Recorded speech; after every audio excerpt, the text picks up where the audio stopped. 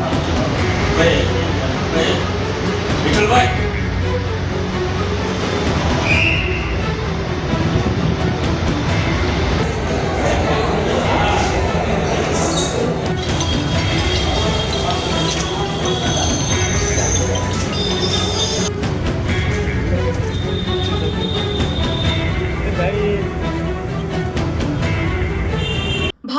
Bomb blast, બધા દોડતા કેમ થઈ ગયા?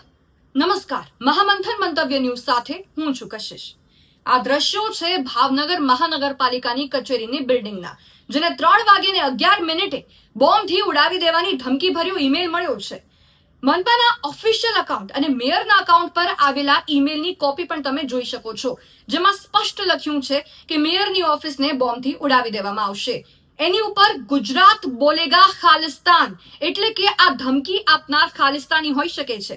સાથે જ 18 જૂનથી 30 સપ્ટેમ્બર વચ્ચે કેન્દ્રીય ગૃહમંત્રી અમિત શાહના કાર્યાલયને પણ બોમ્બથી ઉડાવી દેવાની ધમકી આપી અને લખ્યું કે હરદીપસિંહ નિજ્જરના મોતનો બદલો છે આ. ભાવનગરમાં તો આ ધમકી મળતા જ તંત્ર દોડતું થઈ ગયું. પોલીસનો કાફલો પણ પહોંચ્યો અને બિલ્ડિંગ ખાલી કરાવીને સર્ચ ઓપરેશન હાથ ધરવામાં આવ્યું. તો આ મુદ્દે સ્ટેન્ડિંગ કમિટીના ચેરમેન શું કહી રહ્યા છે, સાંભળો.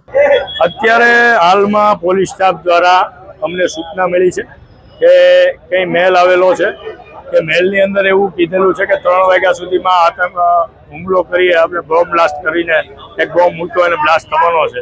એના સાવચેતીના પગલાં રૂપે પોલીસ સાહેબને મદદરૂપ થવા માટે અમે અત્યારે કોર્પોરેશન 3 વાગ્યા સુધી ખાલી કરીએ છીએ. એમને ચેકિંગ કરવું છે, એમને સાથ આપી શકીએ.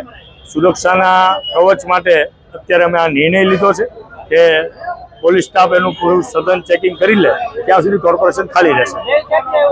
મેલ મેયરમાં આવ્યો છે, ક્યાંથી આવ્યો એક્ઝેક્ટ ખ્યાલ નથી, પણ મેલ આવ્યો છે એવું મને કે 3 વાગ્યા સુધીમાં ભાવનગર મ્યુનિસિપાલિટી કોર્પોરેશનને બોમ્બ બ્લાસ્ટથી ઉડાડી દેવામાં આવશે એવો મેલ.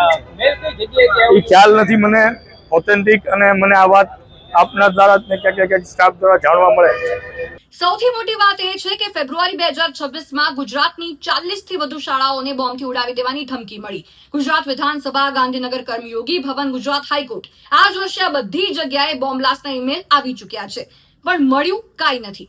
અને આ ઈમેલમાં પણ શાળાઓનો ઉલ્લેખ છે. લાગી તો રહ્યું છે કે ખાલિસ્તાનીઓ સૌને ડરાવવાના આવા પ્રયાસ કરે છે, પણ મોટો સવાલ એ છે કે આટલી બોમ્બથી ઉડાવી દેવાની ધમકી મળી ગઈ, પણ ધમકીઓ આપનાર પકડાયા કેટલા? શું આ ઈમેલ કરનારાઓ પકડાશે કે આમ જ ખાલિસ્તાનીઓ બિંદાસ્ત ધમકીઓ આપીને બધાને દોડાવ્યા કરશે? આ વિડીયોને લાઈક કરો અને શેર કરજો, અને આવા જ અવનવા સમાચારો જોવા માટે અમારી YouTube ચેનલ સબસ્ક્રાઇબ કરો.